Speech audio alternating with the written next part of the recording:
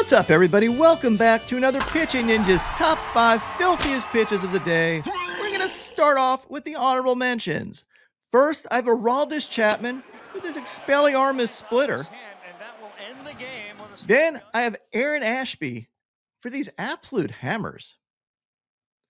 My top 5 filthiest pitches of the day. At number 5, we have a tie between Robert Stock for this absolutely ridiculous sweeper that broke 27 inches. Look at that, almost straight across your screen.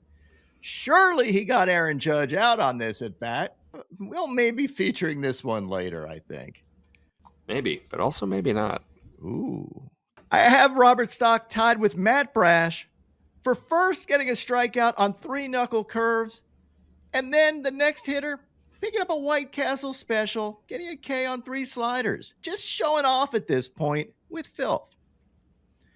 At number 4, Jack Flaherty for all his stuff yesterday. He was absolutely filthy. Those knuckle curves, just disgusting.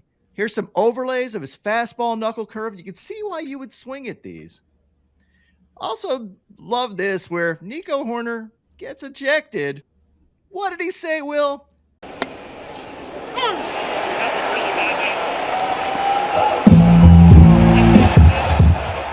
Robots would never be the soft ninja.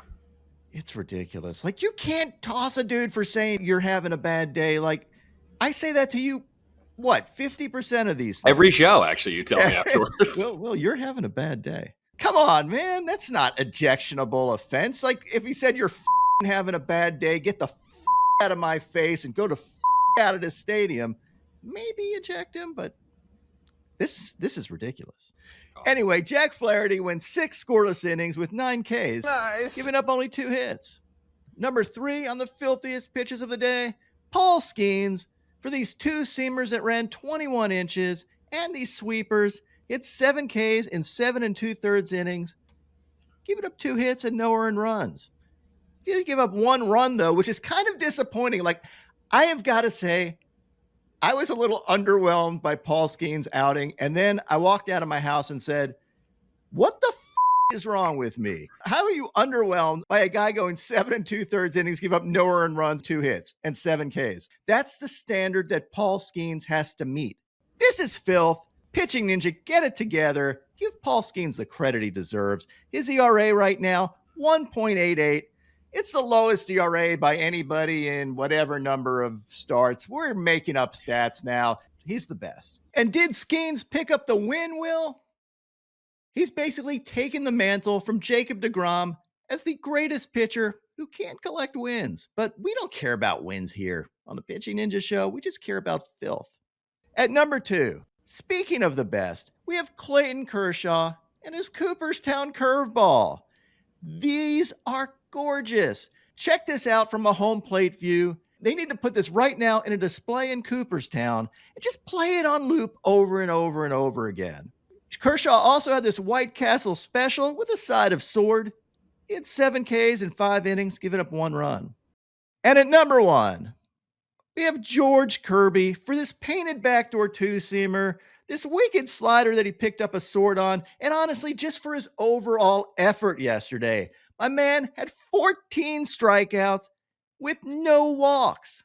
He gave up 2 hits and 2 runs, but one of those hits was a 2-run homer, so basically pitched a shutout.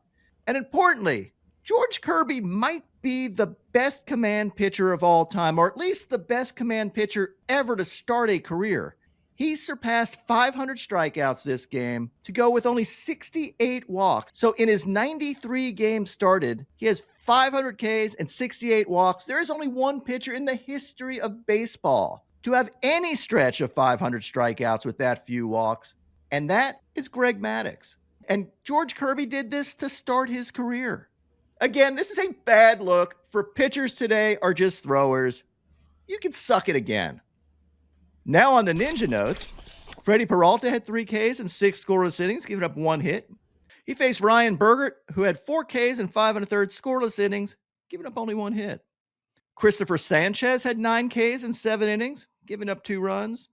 Jacob Latz had 7 Ks and 3 1/3 innings, giving up 2 runs. He has to have like a V shape, right? If your name's Jacob Latz, your lats have to be freaking outstanding.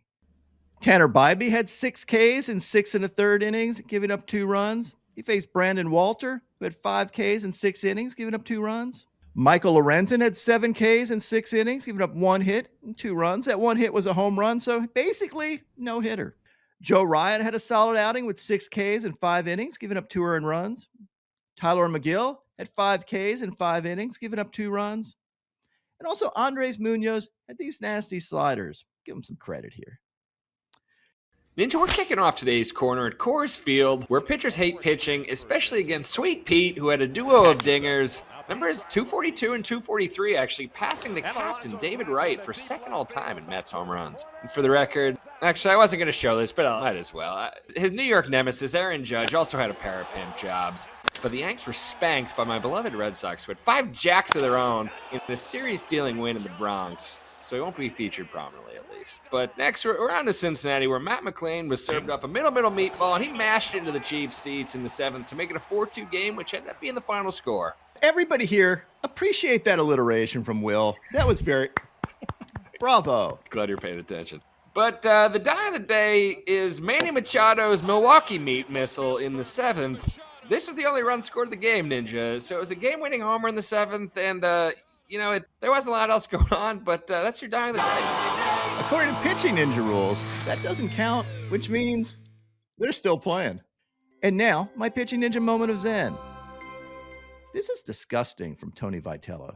Oh, sorry, that was pretty nasty. My picks of the day today are 3-leg parlay.